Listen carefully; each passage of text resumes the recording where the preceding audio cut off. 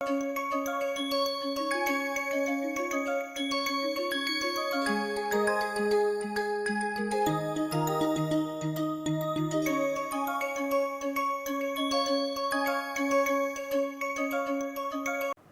welcome back everyone.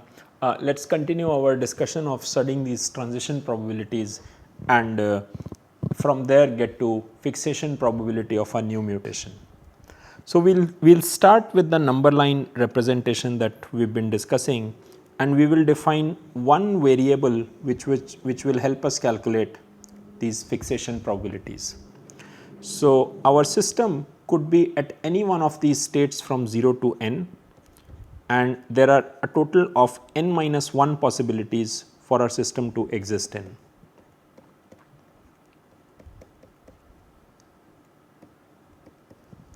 So, the system could exist in any one of these n minus 1 states given by 0 to n.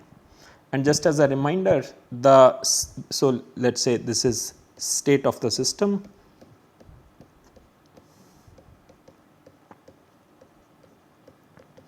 and what I am interested in state of the system, which is number of B individuals in the population.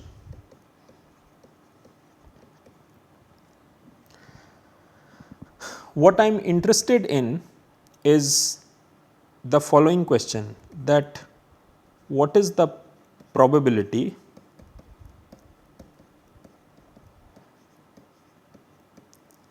that a new mutation reaches fixation. This is the problem that I am interested in, and by new mutation means that this mutation has just occurred. That means the state of the system is here.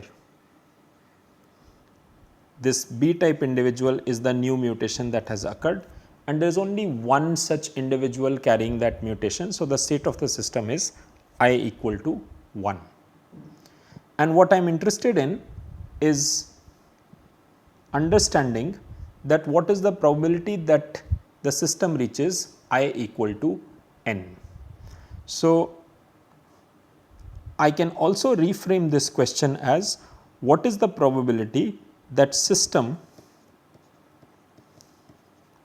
goes from I equal to 1 to I equal to n. These two are equivalent questions to ask. Now, what we also realize is that the transition of the system from I equal to 1 to I equal to n cannot happen in one step. Every Moran step allows you a jump of only 1 or 0. So, you can go from, if the system is at I, you can go to I plus 1, you can go to I minus 1, or you will remain at I. No other moves are permissible. So, it has to be a step by step procedure through which the system moves from I equal to 1 to I equal to n. I am going to define, for this, and this is the variable that is going to be extremely important in the next few videos. Let xi be the probability that system reaches n when starting from I.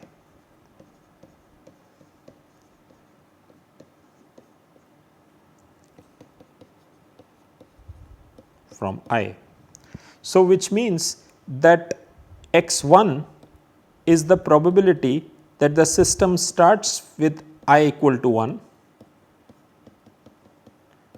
and reaches I equal to n,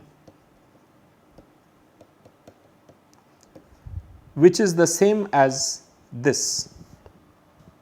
So, I hope this is crystal clear to everyone that these three things are exactly the same. The first way of posing this is what is the probability that a new mutation reaches fixation, which means a new mutation has just come in the population. I am at state I equal to 1 and I am interested in the probability that the system will transition to I equal to n. That is the first way of saying this. The second way of saying this is, what is the probability that the system goes from I equal to 1 to I equal to n. Here I was saying the same thing by saying that this is a new mutation meaning I equal to 1. I am saying the same thing here a bit more mathematically, that what is the probability that the system transitions from I equal to 1 to I equal to n. So, these two are equivalent. Now, I am defining this transition probability in terms of a variable, because eventually I want to find an expression for this probability, and that is going to be given by x1, where xi is the probability that the system starting from any I is able to reach n. So, this transition probability is xi. The probability that the system goes from 1 to n is x1. The probability that system goes from x2 to n is x2, and so on and so forth. This, depending on the value of I am defining the starting point of the system as I, and I am asking what is the probability that the system will move from this starting point and reach n. So, in the context of its equivalence with these two questions, when I say I am defining a variable called x1, I am asking that the system starts at I equal to 1 and it reaches I equal to n. So, these probabilities are all same. X1, the probability that mutation reaches fixation, and probability that system goes from I equal to 1 to n. I hope that's clear to everybody. Okay. So, let me see, right. So, with this, now let us go back to the number line and let me ask a few questions.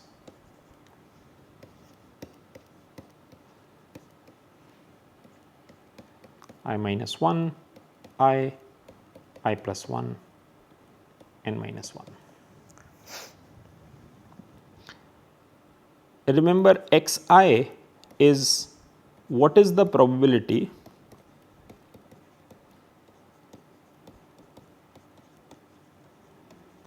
that system starts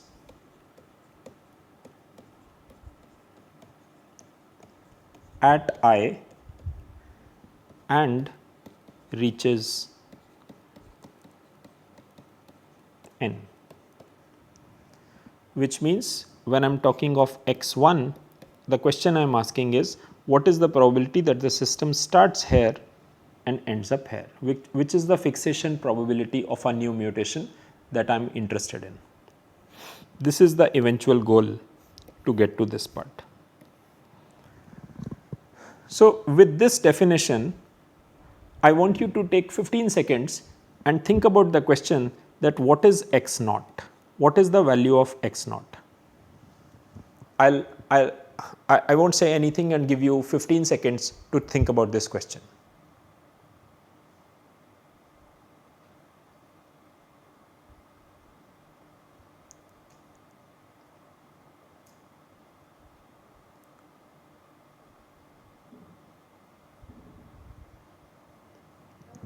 So, what you should realize is that x naught means I am asking that what is the probability that system starts at 0 at 0 B type individuals and reaches n.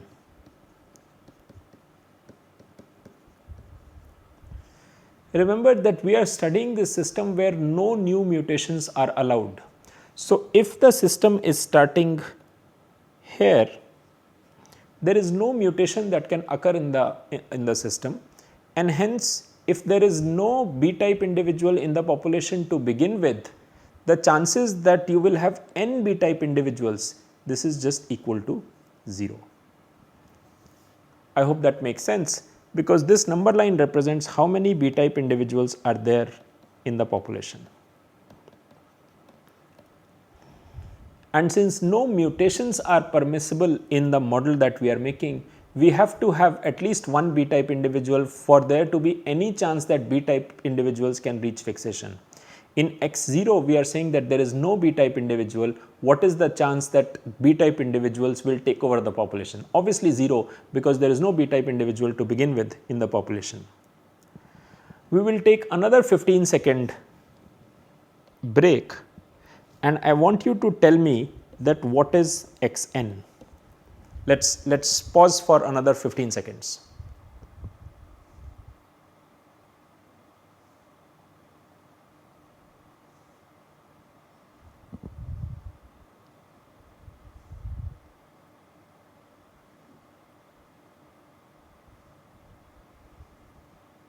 Okay. What you should realize that this question is asking is that what is the probability that system starts at n and reaches n. So, the starting point of the system is this point itself. The system is at n, which means all individuals that are present in the population are of B type only. There is no A type individual. So, the system, if it's already at n, it's going to remain at n because it can't move from there. There is no A type individual in the population. Hence, the probability that this system the system starts at n and reaches n is simply equal to 1. I hope these two transition probabilities are clear to you. Another way to look at this is that what is the chance, is coming back from here to here even possible for this system? Obviously, remember Moran process says that from I you can either remain at I, go to I plus 1 or go to I minus 1. That is true of internal nodes on this number line, but at this terminal node, which is the last one, you can't go to n plus 1 because we are not allowing the population to exceed n. Population must always remain n. So, that is not allowed. It can remain at n, and via the probability Pn n, which is going to be sum of 2, which is probability of B born and B dying, which can happen because all n individuals are of B type, plus probability of A born and A dying. That cannot happen because since there is no A type individual, A cannot die, and since there is no A type individual, A cannot be born, because A can only be born from A type individuals that are already existing in the population. At this point, there is no A type individual in the population, hence this transition probability is 0. Hence, this is the only way that the system can remain at n. On the other hand, n to n minus 1 would be allowed. For that to happen, I have to calculate the probability of B dying, probability of B death which can happen, and probability of A being born. Probability of B death is some finite number. Using the expression that we have been calculating, we can find that out. But probability of A being born is equal to 0 because A will be born from an existing A individual only. But since there is no existing individual in the population, another A individual cannot be born. Hence, this probability is 0, and since these two are multiplying, transition probability from n to n minus 1 is also equal to 0. N to n plus 1 is not allowed under the rules. Hence, the system will always stay at n, always stay at the state n under the rules that we are operating at, and hence that the system is at xn and it will continue to remain at n is simply equal to 1. So, x naught and xn are 0 and 1. So, we know these extreme transition probabilities for these two endpoints. However, what we are interested in is x1 when the mutation first makes an appearance. To understand that, we will do a slightly tricky mathematical representation.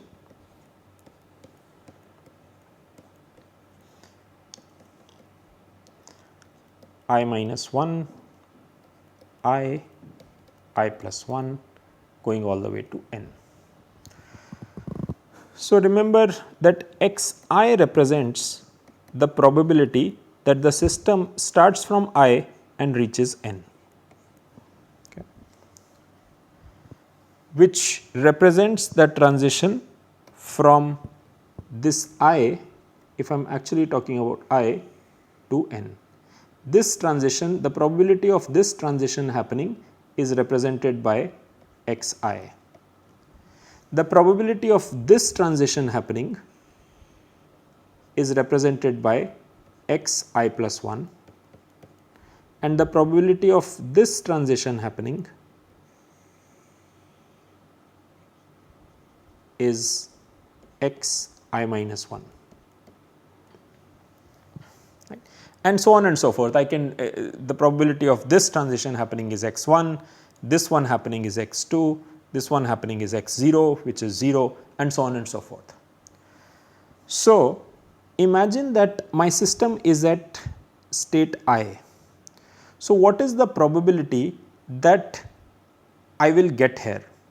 That is xi, I know that from definition it is just xi. But what is going to happen when I start a Moran process from this state of I? When I start a Moran process from here, one of three things can happen. Either the system will go from I to I plus 1, which happens with a probability p I to I plus 1. But once this happens, the system is here, and what is the probability that from here I can reach n? That is given by x into xi plus 1. So, this is the, let me write this in words, this is the probability that from I system reaches n.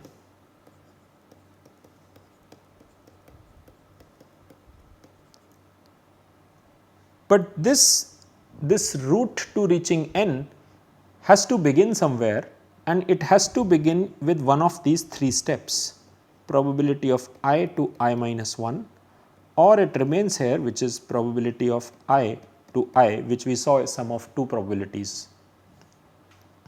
So, while this is a straight expression xi, starting from here, after what happens after one Moran process?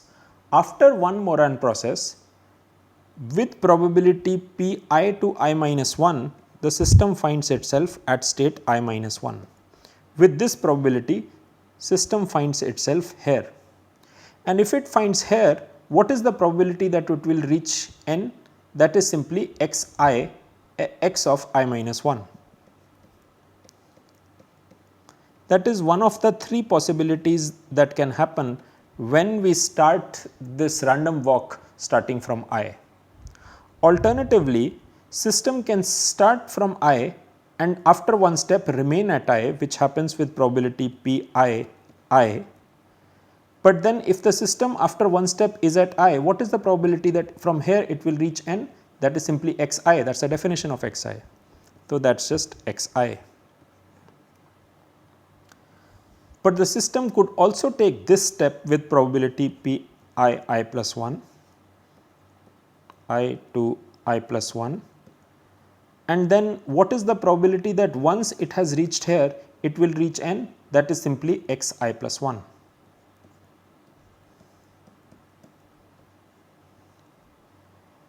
So, I get this relationship that xi is dependent on the transition, the three transition probabilities and their respective xi's. So, you will see that xi is a function of all of this, but also a function of xi itself. And depending on the value of I that I choose, I can write this equation for every value of I. So, let us write a few of these equations. If I write this for x1, the equation becomes x1, that means this quantity, which is the quantity we have been saying repeatedly is the quantity that I am most interested in, is simply equal to transition probability of P1 going to 0, because I is 1, so I minus 1 is 0, times x0 plus probability, transition probability of 1 to 1 times x1 plus transition probability of 1, let me write that again, transition probability of going from 1 to 2 I to I plus 1 times x2. Now, we discussed in the previous slide that x0 is just 0. So, I am going to plug that in and this term simply vanishes. So, I get x1 as P11 x1 plus P12 x2. Now, I can take the x1 to the other side, because remember x1 is the quantity that I am interested in. So, I get 1 minus P11 x1 is equal to P12 x2, and which tells me x1 is simply equal to P12 x2 divided by 1 minus P11. Now, there is a problem here. I got an expression of x1, but that expression is actually dependent on x2. So, unless I know the value of x2, I can't know the value of x1, and hence I need to find x2. So, what we will do is we will write this equation for x2, because remember, by plugging a value of I can find out by plugging in a specific value of I can find out this equation for a specific value of I. So, it turns out that since the quantity I am interested in is x1, but to find x1 I need x2. So, how do I find x2? Let us write this equation first, that xi is equal to transition probability I to I minus 1 times xi minus 1 plus transition probability I to I times xi plus transition probability I to I plus 1 times xi plus 1.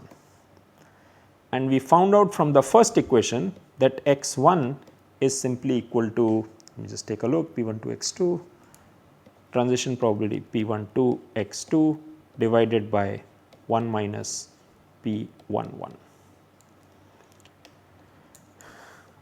And I know everything, I know the transition probabilities because I know the respective growth rates, I know the numbers in the population.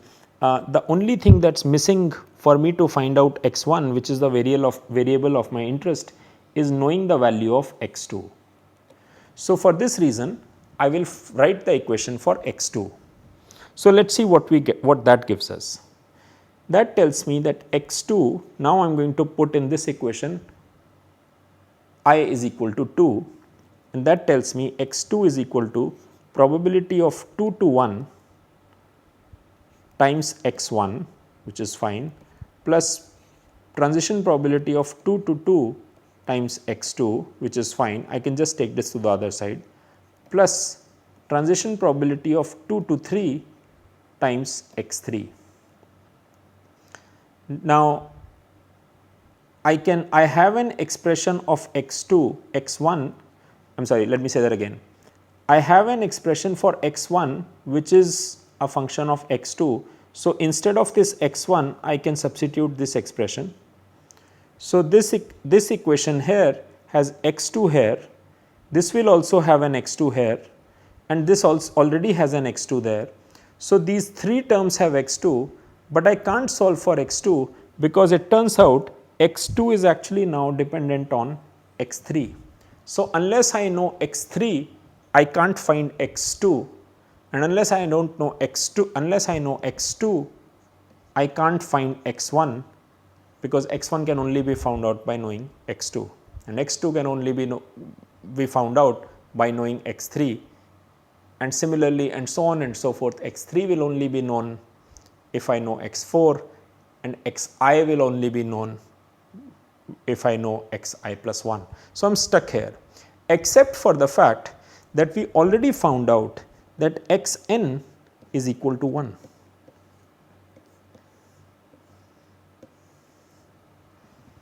Right. Xn is simply equal to 1. So, what that means that the kind of recursive relationship that I am getting here, to find Xi, I need Xi plus 1. That is what I am seeing from the equation.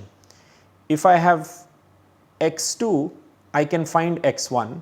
If I have X3, I can find X2, and so on and so forth. So, what that means is that if I have Xn, I can find Xn minus 1. Using that, I can find Xn minus 2. Using that, I can find Xn minus 3, and so on and so forth. I keep going back until I find the variable X1. Right. This comes from a system of linear equations that I can write up. So, this system of linear equations is, I know x naught is equal to 0, I know x1 is equal to transition probability p1 0 x 0 plus transition probability 1 1 times x1 plus transition probability 1 2 x2. That is the x1 equation. The x2 equation is transition probability 2 to 1 x1 plus transition probability 2 to x2 plus transition probability 2 3 x3. Similarly, xi going to pi to I minus 1 xi minus 1 plus pi I xi plus probability I to I plus 1 xi plus 1.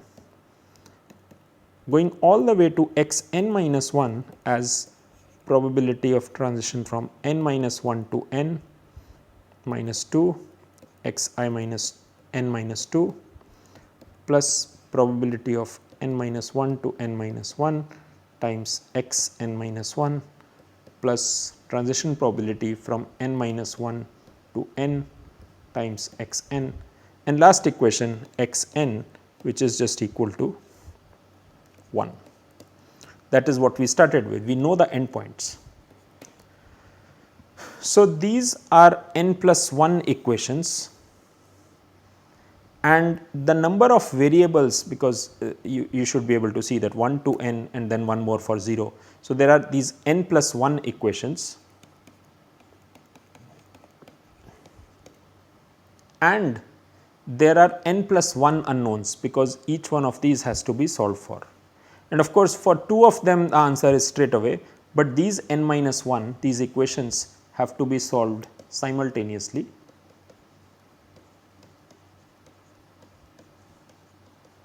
To get the answer.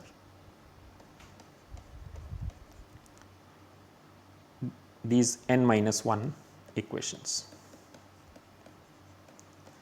And that is what we will look at in the next video onwards.